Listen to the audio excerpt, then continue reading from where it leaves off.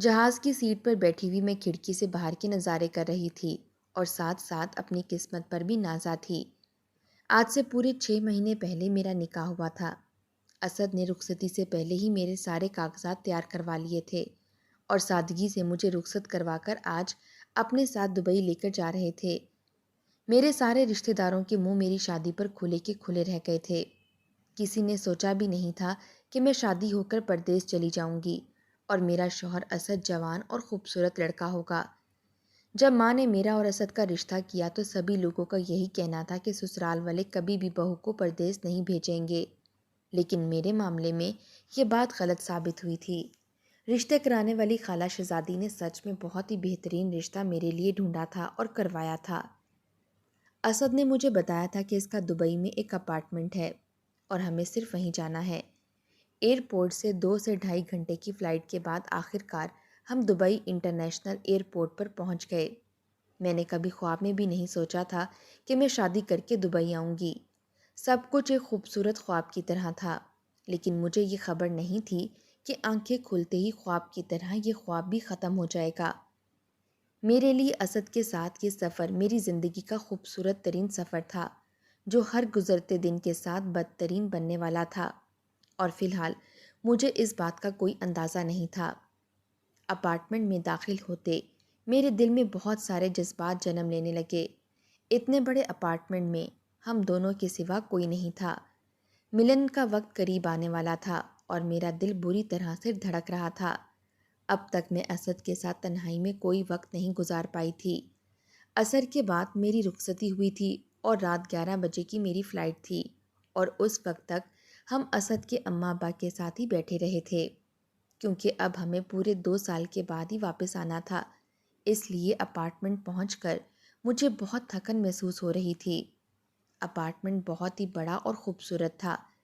میں نے عالی شان اپارٹمنٹ آج تک نہیں دیکھا تھا۔ مجھے ایسا محسوس ہو رہا تھا جیسے میں ایک غریب گھرانے سے اٹھ کر سیدھا محل میں چلی آئی ہوں۔ ہم جیسی غریب لڑکیاں تو ایسا خواب دیکھنے سے پہلے کئی بار سوچتی ہیں۔ اسد نے میری آنکھوں کی چمک محسوس کر لی تھی اور مسکرا کر کہنے لگا، اگر تم میرا زندگی بھر ساتھ نبھاؤ گی نا تو ہمیشہ یوں ہی عیش و عشرت میں رہو گی اور ہمیں کبھی کسی چیز کی پریشانی نہیں ہوگی۔ اسد کی بات سن کر میں نے انہیں یقین دلایا کہ میں زندگی بھر ہر قدم پر ان کا ساتھ دوں گی اور ان کی ہر بات مانوں گی۔ میں اسد سے بہت محبت کرتی تھی۔ جب میں ان کے قریب آئی تو وہ کہنے لگے، پہلے تم تیار ہو جاؤ اور بیڈ روم میں جا کر بیٹھ جاؤ، میں شادی کا تحفہ لے کر تمہارے کمرے میں آتا ہوں۔ ہر لڑکی کی طرح شادی کی رات کو لے کر تمہارے بھی ایسے ہی خواب ہوں گے۔ میں نہیں چاہتا کہ تمہاری زندگی میں کسی بھی چیز کی کوئی کمی رہ جائے۔ میں چاہتا ہوں کہ جب تمہارا گھونگھٹ اٹھے تو تم سرپرائز ہو جاؤ۔ اسد کی بات پر میں مسکراتی ہوئی کمرے میں چلی گئی اور اپنا سارا سامان کھول کر شادی کا جوڑا نکالا جو میں نے شام کو پہنا تھا۔ یہ بہت بھاری سا سرخ رنگ کا جوڑا تھا جو شادی پر اسد کے گھر والوں نے دیا تھا۔ میں نے اسے دوبارہ سے پہن لیا اور تھوڑا بہت تیار ہو کر بیڈ پر بیٹھ گئی اور اسد کا انتظار کرنے لگی۔ میں سوچ رہی تھی کہ اسد کس قدر اچھے انسان ہیں جو میری چھوٹی سی چھوٹی خوشی کا اس قدر خیال رکھ رہے ہیں، ورنہ میں نے اپنی باجی عائشہ کو شادی کے بعد اب تک چھوٹی بڑی خوشیوں کے لیے ترستے ہی دیکھا تھا۔ عائشہ باجی کے شوہر مراد بھائی نے نہ ہی ڈھنگ سے وہ کماتے تھے اور نہ ہی باجی کی ضرورتوں اور خوشیوں کی پرواہ تھی۔ ان کی وجہ سے ہی تو اماں نے یہ فیصلہ کیا تھا کہ میری شادی پاکستان میں نہیں کریں گی، بلکہ کسی اچھی جگہ پر میری شادی کریں گی جو مجھے باہر بھیج دیں تاکہ میرا مستقبل سنور سکے۔ اماں نے شہزادی خالہ کو صاف صاف کہہ دیا کہ میرے لیے کسی ایسے بڑے گھر کا رشتہ دکھاؤ جو باہر کے ملک میں سیٹلڈ ہو اور اچھا پیسہ کماتا ہو۔ انہوں نے کسی پاکستانی سے میری شادی ہرگز بھی نہیں کرنی۔ شہزادی خالہ نے ایک آر پار نظر مجھ پر ڈالتے ہوئے کہا، ارے بہن، اپنی رخسانہ کے لیے تو ایک سے بڑھ کر ایک رشتہ مل جائے گا۔ اتنی کم عمر اور خوبصورت لڑکیوں کے لیے رشتے تلاش کرنا کون سا آج کل مشکل کام ہے۔ تم پریشان مت ہو، میں فرزانہ کے لیے تمہیں بہت اچھے گھر کا لڑکا دکھاؤں گی جس کی نوکری بھی باہر کی ہوگی اور وہ اپنی رخسانہ کو بھی اپنے ساتھ باہر لے جائے گا۔ شہزادی خالہ کی بات سن کر اماں تو خوش ہو گئیں، لیکن میں بہت پریشان ہو گئی۔ میں صرف 19-20 سال کی تو تھی۔ اماں کو نہ جانے میری شادی کی اتنی فکر کیوں ستانے لگی تھی۔ انہوں نے بہت سارے رشتے کرانے والی آنٹیوں سے میرے رشتے کی بات کی ہوئی تھی، اور شہزادی خالہ بھی انہی میں سے ایک تھیں۔ شہزادی خالہ کا نمبر اماں کی کسی دوست نے اماں کو دیا تھا، اور اماں کے ایک فون کال پر ہی وہ دوڑی دوڑی ہمارے گھر چلی آئی، جس نے اب تک نہ جانے کتنے لڑکے اماں کو دکھا دیے تھے، لیکن اماں کو کوئی بھی لڑکا سمجھ میں نہیں آتا تھا۔ میری بڑی بہن عائشہ کی شادی بھی کچھ ٹھیک نہیں چل رہی تھی۔ اس کا شوہر بہت کم کماتا تھا، اور ان کا گھر کا گزارا بہت ہی مشکل سے ہو رہا تھا۔ 2 دن پہلے ہی عائشہ باجی ہم سے ملنے کے لیے آئی تھیں، تو وہ اپنی قسمت پر 8 آنسو روئیں، اور اسی وقت اماں نے فیصلہ کر لیا کہ وہ میری شادی کسی ایسے لڑکے سے کریں گی جو ملک سے باہر ہو، بہت اچھی نوکری کرتا ہوگا۔ مجھے لگا کہ اماں نے وقتی طور پر یہ بات کی ہے، لیکن جب باقاعدہ طور پر اماں نے شہزادی خالہ سے یہ بات کی تو میری جان نکل گئی۔ مجھے تو اپنا گھر چھوڑنے پر ہی خوف آتا تھا۔ میں سمندر پار کیسے جا سکتی؟ شہزادی خالہ کے جاتے ہی میں اماں کے قدموں میں بیٹھ گئی۔ اماں میری چہرے سے میری پریشانی بھانپ گئیں اور کہنے لگیں، اپنی بہن عائشہ کو دیکھ لو، کس قدر قسم پرسی کی زندگی گزار رہی ہے۔ بیچاری کو شادی پر جو جوڑے میں نے دیے تھے، آج تک انہی جوڑوں میں ہے۔ میں نہیں چاہتی کہ تیرا حال بھی عائشہ جیسا ہو، تجھے بھی چھوٹی چھوٹی چیزوں کے لیے ترسنا پڑے۔ اس لیے میں نے فیصلہ کر لیا ہے کہ میں اپنے دل پر پتھر رکھ لوں گی، تجھے پردیس بھیجوں گی، میری نظروں سے دور رہے گی، لیکن مجھے کم سے کم اس بات کا تو سکون ہوگا کہ تو ایک اچھی زندگی گزار رہی ہے، ورنہ عائشہ کو دیکھ کر تو میرا دل ہی کٹ جاتا ہے۔ اماں کے آگے میں کچھ نہیں کہہ سکتی تھی، جبکہ میں کہنا چاہتی تھی کہ اماں، سب کا اپنا اپنا نصیب ہوتا ہے، اور نصیب سے زیادہ کسی کو کچھ حاصل نہیں ہو سکتا، مگر مجھے یہ معلوم نہیں تھا کہ میرے نصیب میں کیا لکھا ہے۔ 2 مہینے کی مسلسل کوشش کے بعد شہزادی خالہ ایک دن اسد کی تصویر ہاتھ میں لیے ہمارے گھر چلی آئی۔ اماں کو پہلی ہی نظر میں اسد پسند آ گیا تھا۔ شہزادی خالہ نے بتایا کہ اس کی دبئی میں بہت اچھی نوکری ہے، اور وہیں اس کا ذاتی اپارٹمنٹ بھی ہے، اور وہ اپنی دلہن کو بھی شادی کے بعد اپنے ساتھ لے جائے گا۔ یہ سن کر تو اماں کی خوشی کی انتہا نہ رہی۔ اتنا خوبصورت اور جوان لڑکا، اور پھر اتنے پیسے والا۔ دیکھیں، شہزادی خالہ نے بتایا کہ لڑکا اپنے شہر کا نہیں ہے، بلکہ اسلام آباد کا ہے، اس کے گھر والے بھی وہیں رہتے ہیں۔ یہ بات سن کر اماں ایک دم خاموش ہو گئیں۔ اپنے گھر کے لوگ ہوتے تو معلومات حاصل کرنے میں آسانی ہوتی۔ اسلام آباد میں تو ہمارا کوئی جاننے والا بھی نہیں تھا، اور اماں کو سمجھ ہی نہیں آ رہی تھی کہ دوسرے شہروں میں شادی کیسے ہوگی۔ شہزادی خالہ کہنے لگی کہ اتنا مت سوچو، تمہاری بیٹی کو اسلام آباد نہیں بلکہ یہاں سے سیدھا دبئی جانا ہے۔ لڑکے والے خود ہمارے شہر آئیں گے، سادگی سے شادی کریں گے، اور یہاں سے اپنی رخسانہ اسد کے ساتھ دبئی چلی جائے گی۔ تمہیں کون سا اسلام آباد جانا ہے جو معلومات کرنے کی پڑ رہی ہے؟ شہزادی خالہ کی بات سن کر اماں کچھ راضی ہو گئیں، کیونکہ اگر مجھے اسلام آباد بھیجنا ہی نہیں تھا تو پھر وہاں کی معلومات حاصل کرنے کی کیا ضرورت تھی۔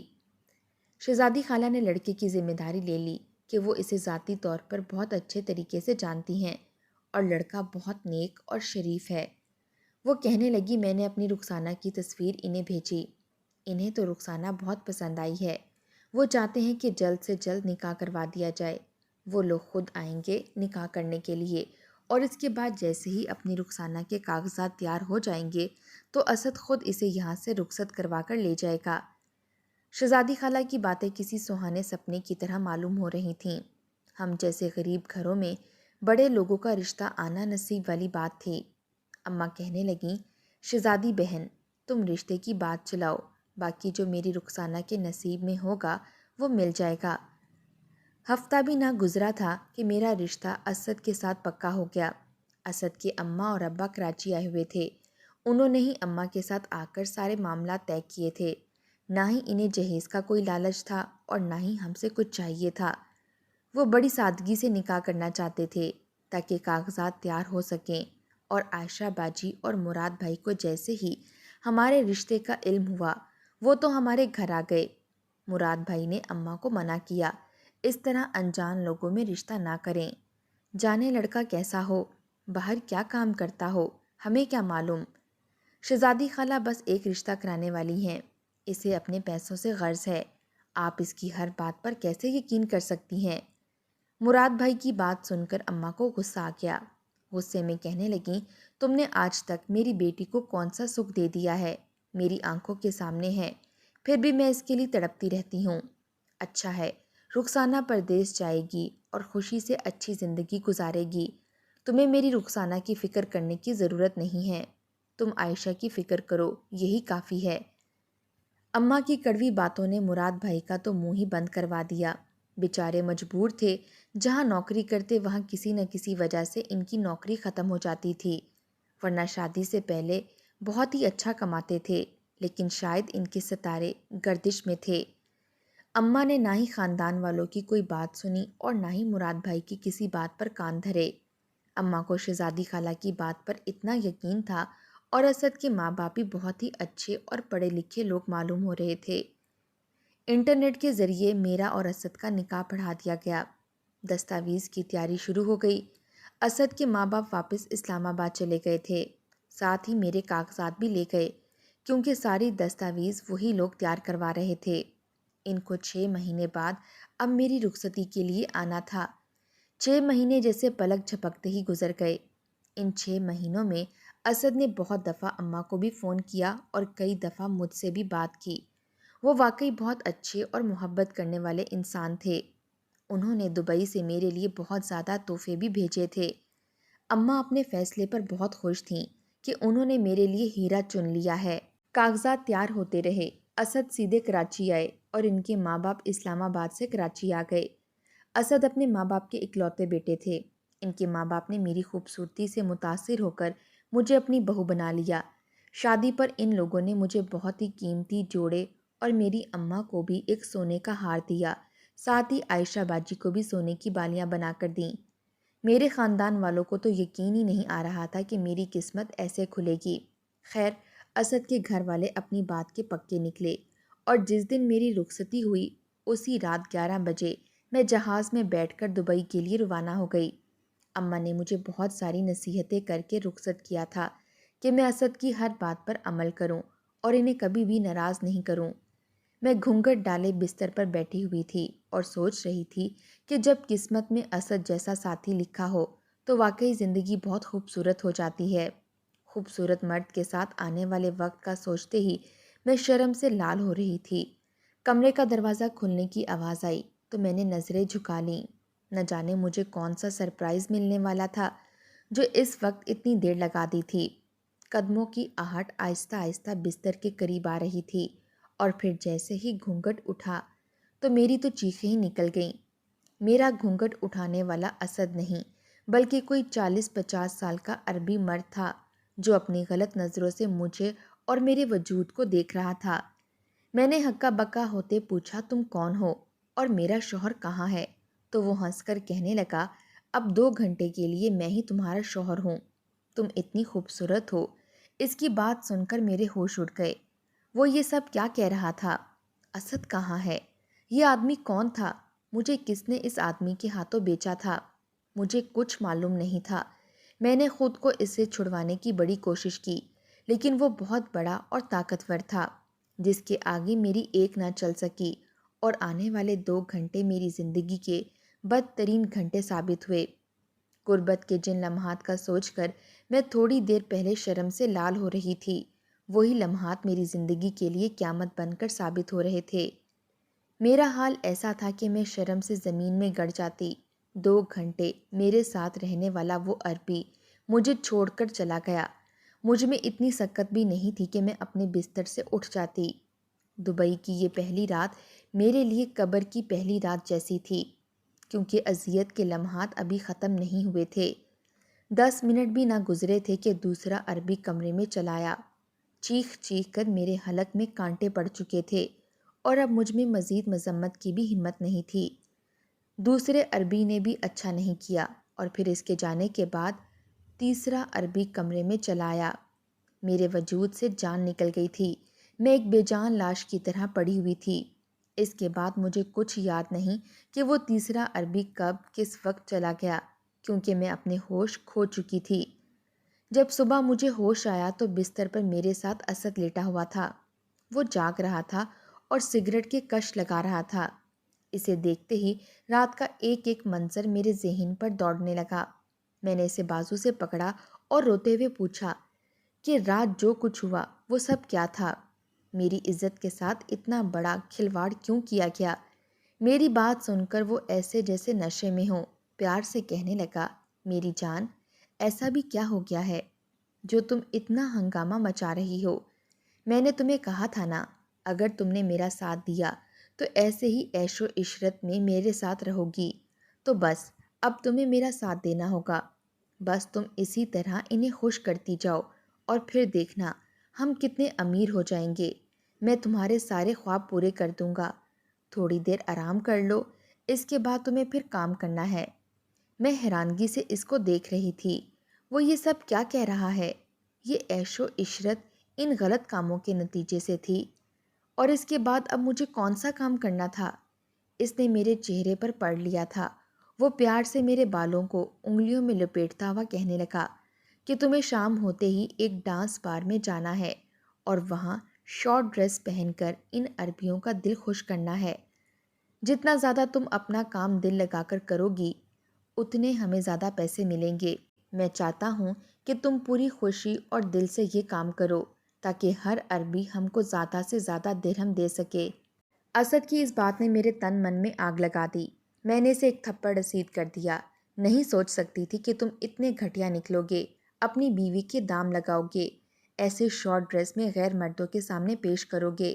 تم نے ایک ہی رات میں 3 مردوں سے میرا سودا کر لیا۔ ایک دفعہ بھی نہیں سوچا کہ میں تمہاری بیوی ہوں، تمہارے نکاح میں ہوں۔ میرے تھپڑ کے بدلے اس نے میرے منہ پر تھوک دیا اور کہنے لگا، چاہتا تو میں بھی تیرے منہ پر تھپڑ لگا سکتا تھا، لیکن میں تمہاری خوبصورتی کم کر کے اپنا نقصان نہیں کرنا چاہتا۔ جب تک تمہارا یہ خوبصورت چہرہ ہے میں لاکھوں کما سکتا ہوں، اور تم میرے سامنے زیادہ معصوم بننے کی کوشش مت کرو، ایسے جیسے تمہیں معلوم ہی نہ ہو کہ تم جیسی لڑکیوں کو پاکستان سے یہاں کیوں لایا جاتا ہے۔ کیا تمہاری ماں اتنی بے خبر تھی کہ اس نے بنا سوچے سمجھے تمہیں یہاں بھیج دیا؟ اب یہ مت کہنا کہ تمہیں یہاں آنے سے پہلے علم نہیں تھا یہاں تمہارے ساتھ ایسا کام کیا جائے گا۔